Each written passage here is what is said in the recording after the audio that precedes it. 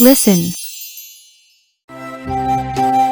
Story 18. Wedding Gift 2. To help their father, my grandfather went fishing with his young brother. It was early spring. They had fishing rods and a fishing net with them too. They fished in the river. In half a day, they got a full bucket of fish. They went to the city and sold all the fish quickly. The money was just enough to buy a new bike.